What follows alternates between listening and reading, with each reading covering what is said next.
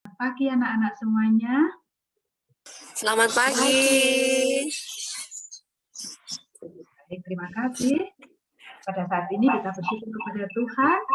Kita masih diberikan kesehatan, kita masih diberikan kesempatan untuk bersama-sama berbakti di acara Pekan Doa pada pagi hari ini. Terima kasih untuk Kakak Brigita ya tadi namanya ya, yang sudah memimpin acara, dan juga untuk Kakak Given ya kalau nggak salah, yang sudah memimpin doa buka. Pada saat ini kita akan melanjutkan, kita belajar firman Tuhan, tetapi sebelumnya kita tunduk kepala kembali, kita akan berdoa bersama-sama. Mari kita semuanya lipat tangan, kita tutup mata, dan kita berdoa. Tuhan Yesus, pada saat ini kembali kami akan belajar firman Tuhan. Kiranya Tuhan tolong kami, sehingga kami boleh mengerti setiap firman yang kami pelajari pada saat ini. Kami mau serahkan semuanya ke dalam tangan Tuhan. Dalam Tuhan Yesus kami berdoa dan mengucap syukur. Amin. Anak-anak masih ingat nggak kemarin kita belajar tentang apa? Judulnya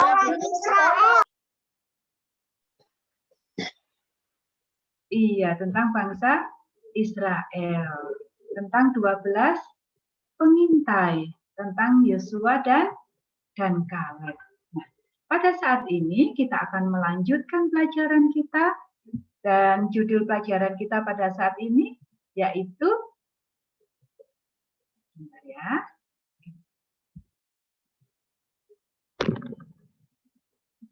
Sangkakala, Buyung, dan Suluh. Nah, ini judul kita. Sangkakala, Buyung, dan Suluh. Kalau kita perhatikan judul kita ini mungkin sudah ada yang tahu kita akan belajar tentang siapa. Kalau kemarin kita belajar tentang Yosua dan Kaleb. Pada saat ini kita akan belajar dari Alkitab kita, dari kitab Hakim-Hakim pasal 6 dan Hakim-Hakim pasal 7. Anak-anak, ayat inti kita di Hakim-Hakim pasal 6 ayat 12. Malaikat Tuhan menampakkan diri kepadanya dan berfirman kepadanya demikian. Tuhan menyertai engkau, ya pahlawan yang gagah berani. Ini ayat inti kita pada saat ini. Anak-anak, kalau kemarin kita belajar tentang perjalanan bangsa Israel menuju ke tanah Kanaan, pada saat ini kita belajar bagaimana umat Israel sudah berada di tanah Kanaan.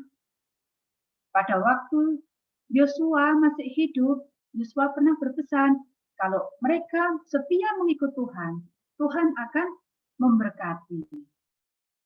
Tetapi kalau mereka tidak setia kepada Tuhan, mereka akan dijajah oleh bangsa lain atau mereka akan mengalami kesulitan. Tetapi benar, setelah Yosua mati, kemudian bangsa Israel melupakan Tuhan.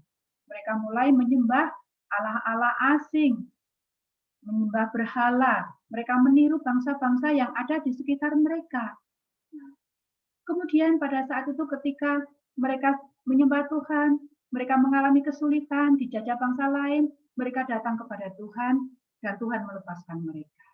Tetapi pada saat ini sekali lagi, umat Israel berdosa kepada Tuhan. Mereka kembali menyembah berhala. Nah, karena mereka menyembah berhala oleh bangsa Midian.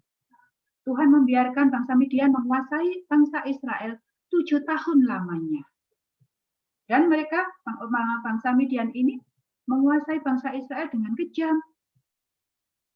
Setiap kali mereka panen, hasil panen mereka diambil oleh bangsa Midian ini. Dan begitu seterusnya. Sehingga pada saat itu orang-orang Israel ini begitu takut kepada orang-orang Midian.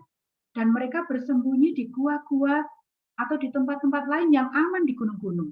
Karena kekejaman dari bangsa Midian ini. Nah, kemudian pada saat itu, setelah mereka merasakan hal yang tidak enak, Mereka merasakan kesengsaraan karena dijajah oleh bangsa lain. Nah, kalau kita ingat, di negara kita, di Indonesia juga pernah dijajah oleh bangsa lain.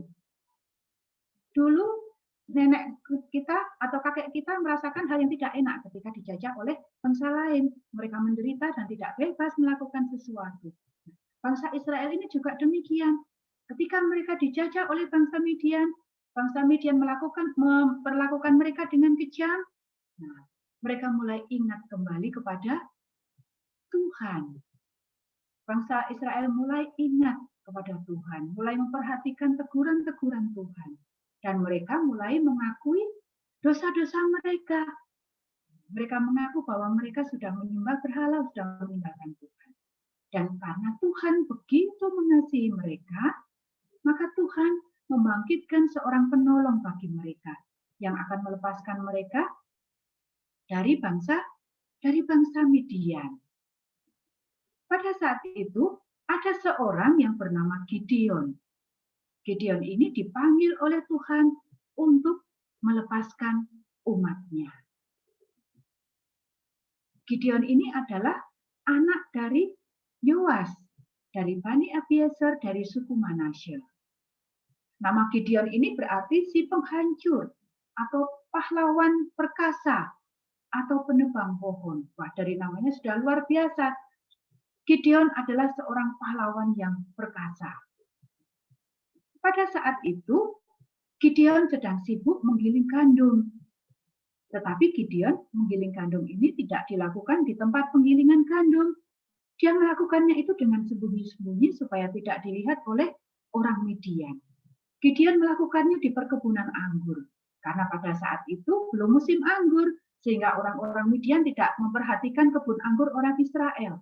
Disitulah Gideon menggiling gandum. Dia melakukannya dengan sembunyi-sembunyi, supaya orang Midian tidak melihat dan tidak merampas apa yang dilakukan oleh Gideon itu. Pada saat itu, kemudian malaikat Tuhan menampakkan diri kepada Gideon dan mengatakan bahwa Tuhan mengutus Gideon untuk menyelamatkan bangsa Israel. Dan pada saat itu Gideon menjawab, Tuhan, bagaimana bisa ia menyelamatkan bangsanya? Karena ia adalah orang yang paling muda di antara kaum keluarganya. Mari kita baca Alkitab kita. Yang bawa Alkitab, mari kita buka di Hakim-Hakim pasal 6 ayat yang ke-13.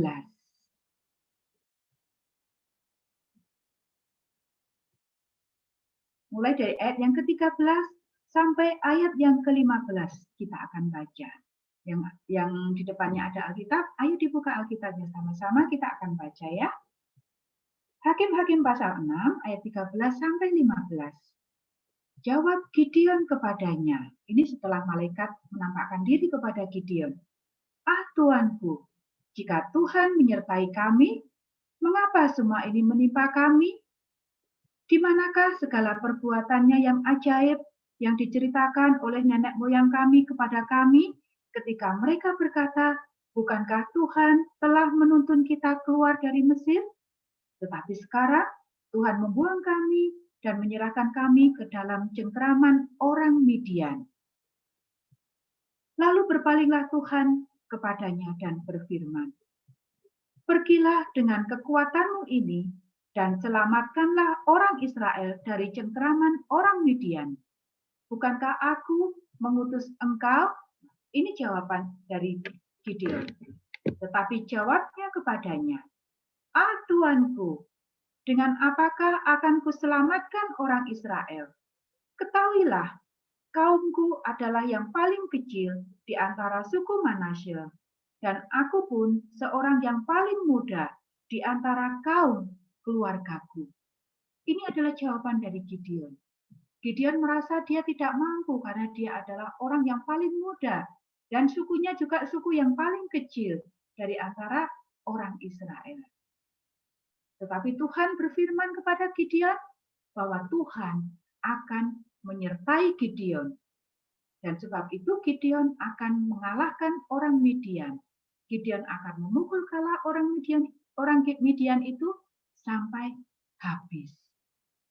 Kemudian pada saat itu Gideon meminta tanda kepada Tuhan bahwa seorang yang sedang berbicara kepadanya ini adalah malaikat perjanjian itu, yang dulu pada zaman lalu telah bekerja bagi bangsa Israel di sepanjang perjalanan mereka dari tanah Mesir sampai ke tanah Kanaan.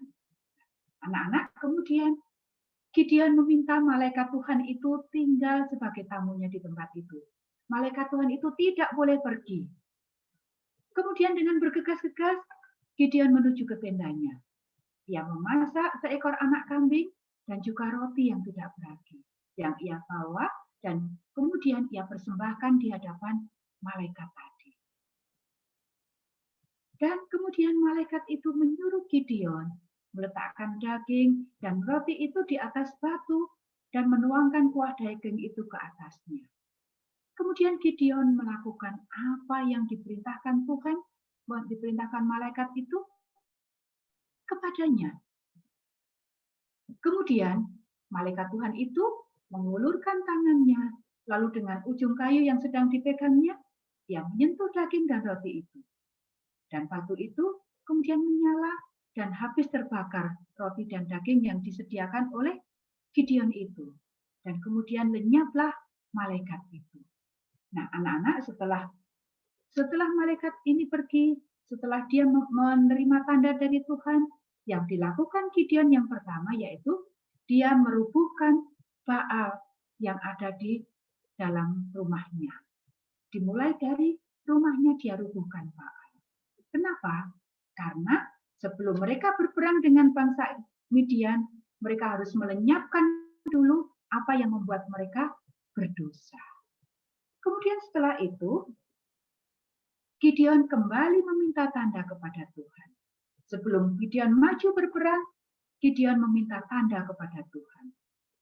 Dia meminta tanda yaitu dia akan meletakkan guntingan bulu domba selama 1 malam. Dan besoknya kalau hanya bulu domba saja yang basah dan tanahnya kering, ia akan percaya bahwa Tuhan sudah mengutus Gideon. Dan benar yang terjadi, pada keesokan harinya, ketika Gideon bangun, dia memeras bulu domba itu. Dan dia mendapati bulu domba itu basah, tanahnya yang ada di sekitarnya kering. Dan ketika dia memeras bulu domba itu, dia mendapatkan air embun sebanyak semangkuk. Tetapi belum cukup sampai di situ. Gideon masih meminta tanda lagi, yaitu dibalik. Kalau tadi bulu dombanya yang basah, sekarang dia meminta tanda supaya bulu dombanya tetap kering, sementara tanah yang ada di sekitarnya menjadi basah. Dan benar yang terjadi keesokan harinya. Pada malam harinya Tuhan melakukan apa yang diminta oleh Gideon. Pada besok paginya, bulu domba itu kering, tetapi tanah yang ada di sekitarnya menjadi basah karena embun.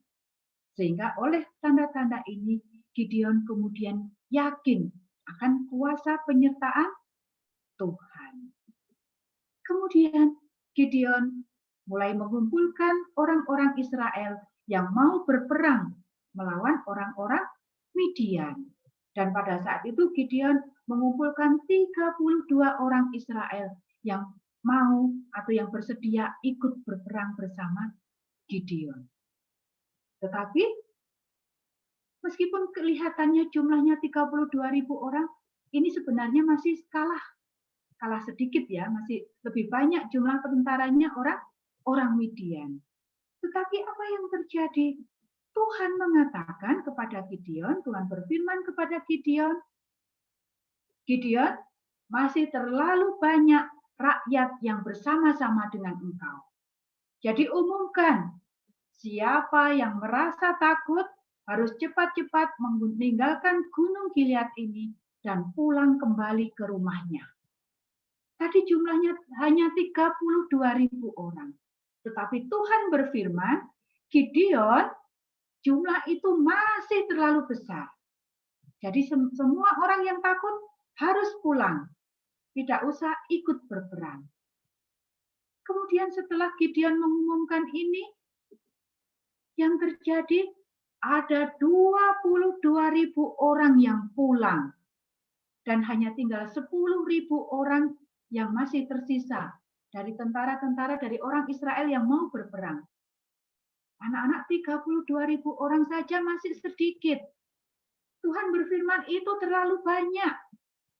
Dan ketika disuruh pulang, yang pulang banyak sekali. Ada 22.000 orang yang pulang. Yang tersisa hanya 10.000 orang.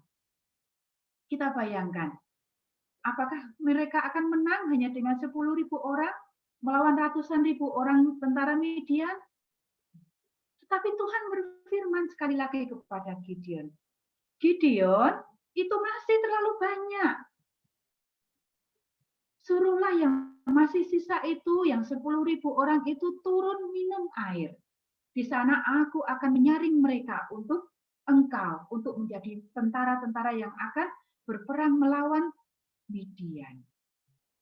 32.000, Tuhan berfirman masih terlalu banyak. Yang pulang 22.000. Masih ada 10.000 orang. Tuhan berfirman itu masih terlalu banyak dan masih akan disaring lagi oleh Tuhan. Tentara yang sisa tadi disuruh turun minum. Di sana Tuhan akan menyaring.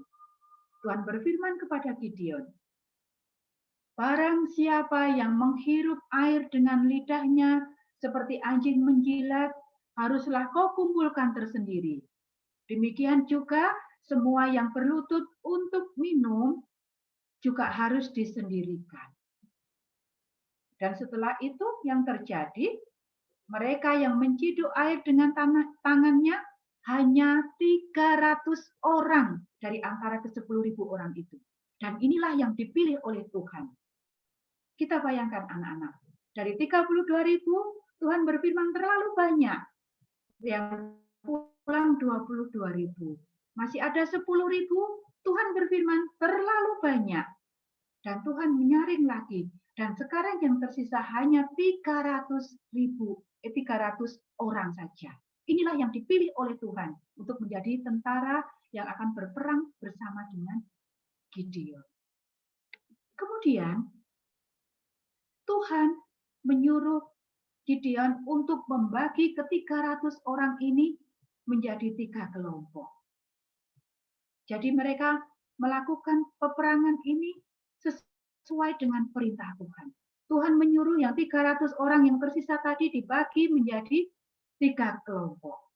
Masing-masing tentara diberikan sebuah trompet, sebuah obor atau suluh, dan sebuah bejana atau buyut yang terbuat dari tanah. Kita bayangkan anak-anak, 300 orang yang akan berperang. Ke 300 orang ini tidak diberikan senjata apapun oleh Tuhan. Tidak diberikan pedang, tidak diberikan panah, tidak diberikan tombak oleh Tuhan, tetapi mereka disuruh membawa trompet, membawa obor, dan membawa bejana yang terbuat dari tanah. Kira-kira ini kalau kita pikir dengan akal kita, kelihatannya tidak masuk akal. Masa berperang membawa trompet, membawa obor, membawa bejana. Biasanya orang berperang kan membawa tombak, membawa panah, membawa pedang, dan alat-alat perang lainnya. Tetapi Gideon dan ke-300 orang ini menurut apa yang diperintahkan oleh Tuhan. Orang-orang ini kemudian ditempatkan oleh Gideon, mereka mengelilingi perkemahan orang Midian. Satu kelompok di sini, satu kelompok di sana, satu kelompok di sana, sehingga mereka mengelilingi perkemahan orang Midian. Kemudian, atas petunjuk Tuhan, mereka diberitahu bahwa pada waktu tanda diberikan oleh trompet perang Gideon, ketiga kelompok itu harus meniup trompet mereka, kemudian memecahkan bejana-bejana mereka itu, dan menunjukkan obor-obor yang menyala. Luar biasa cara Tuhan. Pada waktu yang ditentukan mereka harus meniup trompet, kemudian bejana-bejana yang dibawa ini mereka pecahkan, dan obor-obor yang menyala itu mereka tunjukkan. Ini yang harus dilakukan. Mereka harus menghukum musuh, dan kemudian setelah itu mereka harus meneriakkan pedang Tuhan dan Gideon. Pada saat mereka menunjukkan obornya, setelah trompet dinyalakan, bejana-bejana dipecahkan, mereka harus berteriak, pedang Tuhan dan Gideon. Apa yang terjadi pada saat itu setelah mereka melakukan ini? Tentara Midian yang sedang tidur itu terbangun. Dan mereka melihat di sekeliling mereka ini obor-obor yang menyala. Karena mereka tadi dibagi menjadi kelompok-kelompok yang mengelilingi perkemahan. Tentara Midian ini melihat dari segala penjuru, teriakan, mereka melihat obor yang menyala, mereka mendengar bunyi trompet, dan mereka menjadi sangat panik. Karena sebelumnya mereka tertidur. Pada saat terbangun mereka melihat itu, mereka menjadi sangat panik. Dan dengan teriakan-teriakan ketakutan, mereka berlari menyelamatkan diri. Dan karena kondisinya baru bangun tidur, kondisinya panik, kondisinya takut, mereka mengira sahabat mereka itu adalah musuhnya. Sehingga mereka saling membunuh pada saat itu. Sementara tentara Gideon yang 300 hanya mengelilingi mereka sambil membawa obor, meniup trompet, dan berteriak, pedang Tuhan dan pedang Gideon. Nah, anak-anak, dengan petunjuk Tuhan, bangsa Israel bisa mengalahkan bangsa Midian. Inilah kisah dari Gideon. Kita sekarang akan belajar apa yang kita bisa ambil, pelajaran apa yang kita bisa ambil dari tokoh Gideon ini. Anak-anak, yang pertama yaitu Gideon ini seorang yang berani dan jujur. Kita lihat, arti nama Gideon tadi adalah pahlawan yang gagah perkasa. Gideon berani ketika Tuhan sudah mengutus Gideon. Gideon berani untuk memimpin pasukan itu meskipun hanya 300 orang. Gideon berani untuk merobohkan baal-baal yang ada di sekitar rumahnya. Dan Gideon berani melakukan apapun yang diperintahkan oleh Tuhan. Meskipun hanya dengan 300 orang, Gideon berhasil mengalahkan bangsa Midian, dan yang terbunuh adalah 120.000 tentara Midian. Kita bayangkan, 300 orang bisa mengalahkan, dan pada saat itu yang mati 120.000 orang tanpa mereka berperang. Kemudian, bagaimana Gideon jujur? Gideon dengan jujur, dia mengakui bahwa dia ragu-ragu sehingga dia meminta tanda kepada Tuhan. Ada sampai beberapa tanda yang Gideon minta. Tanda yang pertama tadi persembahan, kemudian tanda yang kedua dengan guntingan bulu domba tadi, juga tanda yang ketiga. Tetapi Tuhan menjawab Gideon, sehingga Gideon benar-benar diyakinkan dia diutus oleh Tuhan dan Tuhan menyertainya. Dan kemudian yang terjadi benar, mereka bisa mengalahkan bangsa Midian. Kemudian yang kedua, Gideon ini seorang yang memiliki sikap yang rendah hati. Kita bisa lihat tadi ketika Tuhan menyuruh Gideon, ketika Tuhan mengutus Gideon, jawaban Tuhan adalah, Tuhanku, dengan apakah kuselamatkan Israel? Ketahuilah kaumku adalah yang paling kecil di antara suku Manasye, dan aku pun seorang yang paling muda di antara kaum keluargaku. Ini menunjukkan bahwa Gideon ini seorang yang rendah hati. Kemudian, ini menjadi pelajaran bagi kita anak-anak. Tadi Gideon adalah seorang yang berani, seorang yang jujur. Kita pun anak-anak juga harus berani. Berani dengan kebenaran. Kita harus menjadi anak-anak yang jujur dalam segenap langkah kehidupan kita. Kemudian kita memiliki sikap yang rendah hati. Kita tidak boleh sombong dalam segenap kehidupan kita. kita harus memiliki sikap yang rendah hati. Dan yang ketiga yaitu mau mengikuti pimpinan Tuhan. Tadi kita bisa lihat tadi, bagaimana Gideon menuruti setiap apa yang difirmankan Tuhan. Ketika Tuhan berfirman tentaramu masih terlalu banyak, Gideon menurut. Ketika Tuhan masih berfirman yang 22.000 masih terlalu banyak, yang 10.000 masih terlalu banyak, Gideon menurut. Ketika tinggal 300 orang, Gideon menurut. Ketika Tuhan menunjukkan cara berperang, Gideon menurut. Dan akhirnya mereka bisa memenangkan peperangan. Kita juga anak-anak, dalam segenap langkah kehidupan kalian, kalian harus mau mengikuti pimpinan Tuhan. Kita bisa mengetahui apa pimpinan Tuhan melalui firman Tuhan yang kita baca, kita pelajari setiap hari. Dan kemudian ada satu hal anak-anak, saya mau bacakan di sini. Pemimpin yang telah dipilih oleh Allah untuk menghancurkan bangsa Midian tidaklah menempati satu kedudukan yang penting di antara orang Israel. Gideon bukan apa-apa. Gideon bukanlah seorang penghulu, pimpinan, tentara, panglima perang, bukan. Gideon juga bukan seorang imam. Gideon juga bukan seorang Lewi. Gideon bahkan merasa dirinya yang terkecil di antara keluarga bapaknya. Tetapi Allah melihat di dalam diri Gideon seorang yang berani dan jujur. Ia tidak berharap kepada dirinya sendiri dan mau mengikuti pimpinan Tuhan.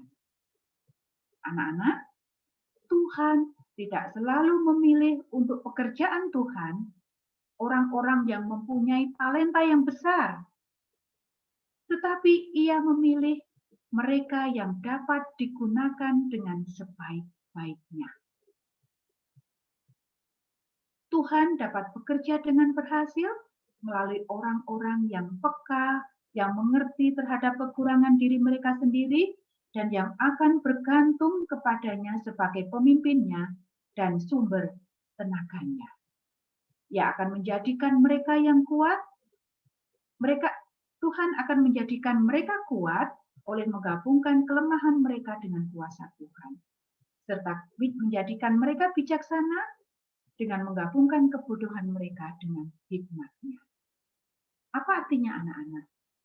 Meskipun kita kecil, meskipun kita mungkin bukan siapa-siapa, meskipun kita kelihatannya tidak mempunyai talenta, tetapi kalau kita mau digunakan oleh Tuhan, itu akan berhasil. Dan siapa yang rendah hati, siapa yang mau mengikuti pimpinan Tuhan, itulah yang akan dipakai oleh Tuhan. Jadi anak-anak jangan minder. Kalau Tuhan atau Tuhan melalui guru, melalui pendeta, melalui siapa saja meminta kalian untuk melayani, jangan pernah minder. Karena kalau kita menyerahkan kepada Tuhan, meminta pimpinan Tuhan, semuanya akan berhasil. Seperti Gideon yang berhasil mengalahkan bangsa Midian. Itu adalah pelajaran untuk kita pada saat ini. Biarlah kiranya boleh menolong kita untuk meneladani Gideon yang selalu berani, jujur, rendah hati, dan mau mengikuti pimpinan Tuhan. Terima kasih. Tuhan memberkati kita semuanya.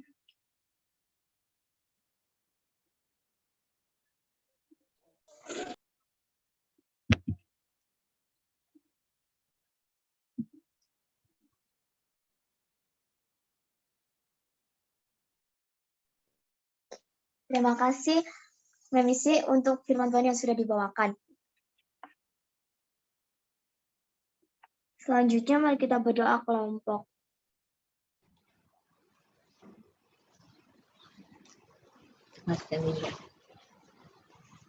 Baiklah, kita akan berdoa ACTS, yaitu pertama pujian yang akan dilayangkan oleh Miss Dwi. Kemudian pengampunan oleh Mem Ari. Ucapan syukur Mem Ike. Permohonan Miss Reta.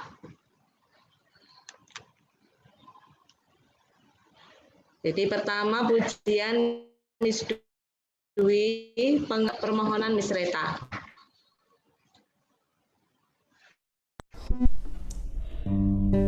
Permohonan yang akan disampaikan adalah pertama, acara WOP ini agar sampai hari akhir. Kemudian yang kedua, firman Tuhan yang sudah disampaikan oleh Ibu Isti agar menjadi berkat bagi kita semua. Dan yang ketiga adalah anak-anak semua yang berada di rumah saat ini agar Tuhan berikan kesehatan bagi kita semua ya umumnya.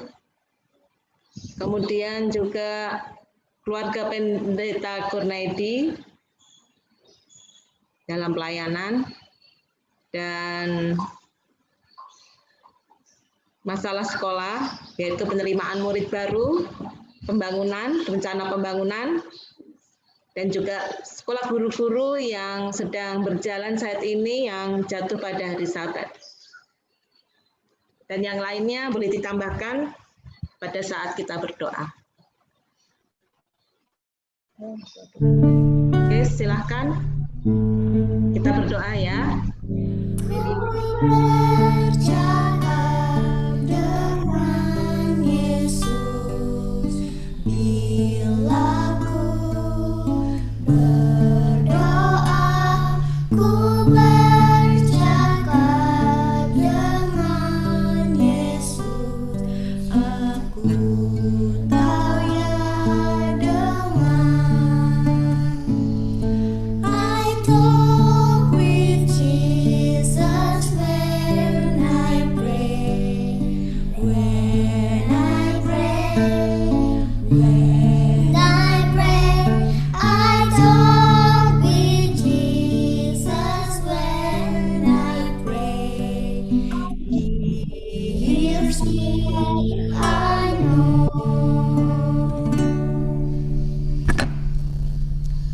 Kita berdoa.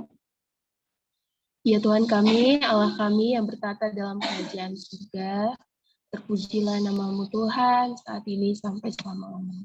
Terpujilah Engkau Tuhan karena Engkau adalah Allah yang menciptakan kami dan seluruh bumi ini. Pujilah karena Engkau adalah Allah yang senantiasa melihara kami dalam kehidupan. Pujilah Engkau Tuhan karena Engkau adalah Allah yang luar biasa, memiliki langit. Pujilah Engkau Tuhan untuk segala kebesaran-Mu. Pujilah Engkau Tuhan kekal selama-lamanya. Dalam nama Tuhan Yesus, kami telah berdoa. Allah Maha Besar, Bapa yang bertahta dalam kerajaan surga, untuk menyambung doa dari Miss Dwi. Sebelum kami lanjutkan doa ini, Tuhan, kami mohon ampun atas segala dosa dan salah kami, agar tidak menghalangi berkat yang akan Engkau curahkan kepada kami semuanya. Kami sering menyakiti hati orang tua kami, menyakiti hati saudara-saudara kami, sesama kami manusia. Juga menyakiti hati guru kami, bahkan menyakiti hati Tuhan. Kiranya Engkau ampunkan itu Bapa. Seperti janji-Mu, apabila kami mengaku dosa kami, maka Engkau adalah setia dan adil. Bahkan Tuhan, dosa kami yang merah seperti kermisi pun akan menjadi putih seperti bulu domba. Terima kasih untuk janji-Mu ini Bapa. Ampunkan sekali lagi dosa dan salah kami. Kiranya Engkau akan hapuskan itu dari buku catatan kematian, sehingga kami akan menerima berkat yang Engkau akan berikan kepada kami. Ya Tuhan Allah kami bersyukur oleh karena Tuhan melindungi kami masing-masing dari malam hingga pagi hari ini. Tuhan memberikan kami kesempatan untuk mendengarkan firman Tuhan yang tadi dibawakan oleh Ibu Pendeta Isti. Tuhan memberikan kami nasihat melalui beliau agar kami menjadi berani dan jujur, menjadi seperti Gideon. Ya Tuhan, kami juga bersyukur kesehatan dan perlindungan yang Tuhan berikan kepada kami masing-masing. Walaupun kami tidak bertemu secara langsung, tapi kami percaya Tuhan melindungi kami semuanya, berikan kekuatan, kesehatan. Dan kami bersyukur oleh karena Tuhan masih memberikan kami kesempatan-kesempatan untuk belajar mengenai pengetahuan di dunia ini. Ya Tuhan, terima kasih berkat yang Kau berikan kepada kami masing-masing. Pada orang tua kami, dalam pekerjaan, Tuhan sudah berikan kelancaran. Tuhan, terima kasih banyak.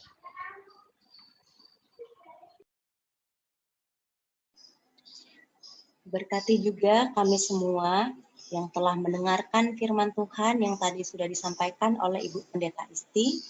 Kiranya Roh Kudus Tuhan dapat memberkati masing-masing kami agar kami bisa mengerti dan terlebih khusus dapat kami aplikasikan dalam hidup kami sepanjang hari ini. Kami berdoa untuk pelayanan dari Ibu Pendeta Isti, juga Pendeta Kurnaidi. Kiranya Tuhan berkati pelayanan keluarga pendeta Tuhan ini, hamba Tuhan ini di Jember, bahkan juga Good News Broadcasting Network yang selalu melayani umat-umat Tuhan untuk mendengarkan firman Tuhan. Kiranya Tuhan tambahkan hikmat dari surga, memberikan kesehatan, Tuhan juga yang akan mencukupi kebutuhan dalam pelayanan, dan kiranya segala pergumulan, tantangan yang pendeta dan keluarga hadapi, Tuhan akan terus bukakan jalan. Tuhan tambahkan berkat-berkat dari surga menjadi bagian dari hamba Tuhan ini, Pendeta Kurnaidi dan keluarga. Kami juga berdoa bagi sekolah Tuhan yang ada di Tanjung Anom ini, dalam penerimaan siswa baru. Kiranya segala upaya yang sedang dikerjakan dapat membuahkan hasil yang terbaik, dan itu semua untuk kemajuan bagi pekerjaan Tuhan melalui sekolah ini. Kami juga berdoa untuk pembangunan sekolah yang sedang dalam proses perencanaan. Kiranya segala keputusan-keputusan, segala kebutuhan, segala pergumulan yang sekolah kami hadapi, Tuhan bantu. Berkati setiap panitia yang terlibat, berkati umat-umat Tuhan juga yang akan turut campur tangan membantunya, bahkan para donatur-donatur yang telah dan akan membantu.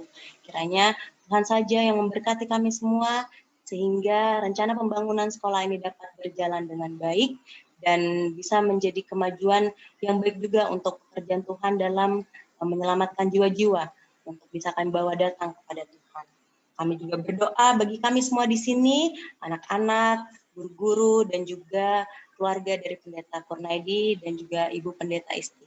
Tuhan berikan kesehatan, Tuhan tambahkan berkat, rezeki yang melimpah, berkati orang tua kami yang bekerja, baik di rumah maupun yang ada di luar, kiranya semuanya dalam perlindungan Tuhan saja.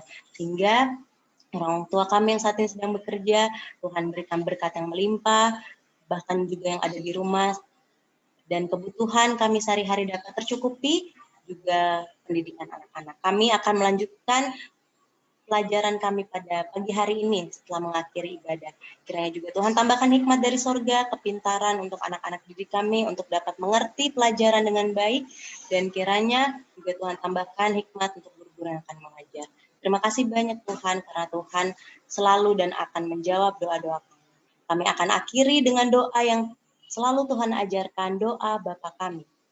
Bapa kami yang di surga, dikuduskanlah namamu, datanglah kerajaanmu, jadilah kehendak-Mu di bumi seperti di surga. Berikanlah kami pada hari ini makanan kami yang secukupnya, dan ampunilah kami akan kesalahan kami, seperti kami juga mengampuni orang yang bersalah kepada kami. Janganlah membawa kami ke dalam pencobaan, tetapi lepaskanlah kami daripada yang jahat. Karena Engkau yang punya kerajaan, dan kuasa, dan kemuliaan sampai selama-lamanya. Amin. Amen.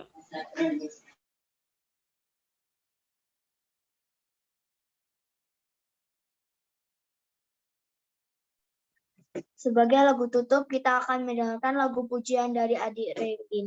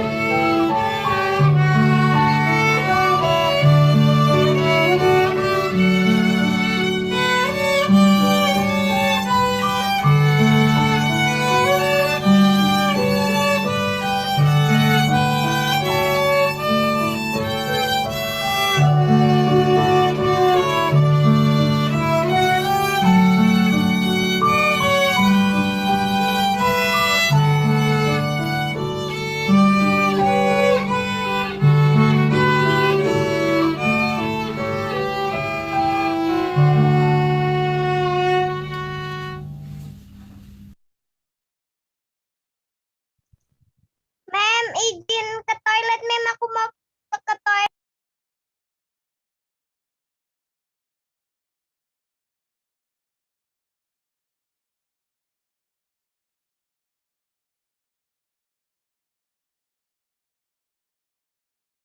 Terima kasih untuk lagu pujian yang sudah dibawakan. Doa tutup dilayangkan oleh Miss Reta. Mari kita kembali lipat tangan, tutup mata, kita akan berdoa. Puji syukur kami sampaikan kehadirat-Mu Bapa, Allah pencipta kami, Allah yang maha kuasa, Allah yang selalu mengasihi kami. Pada pagi hari ini, segala rangkaian ibadah pekan doa siswa telah berakhir. Tuhan berkati puji-pujian yang telah disampaikan, doa-doa yang kami layangkan, firman Tuhan yang telah kami dengarkan, kiranya itu bisa menjadi berkat bagi kami semua. Kami serahkan segala aktivitas kami sepanjang hari ini ke dalam hadirat Tuhan, kehendak-Mu yang jadi atas kami, bukan kehendak kami. Dalam nama Tuhan Yesus, Isa Al-Masih yang telah menjadi juru selamat kami berdoa, amin.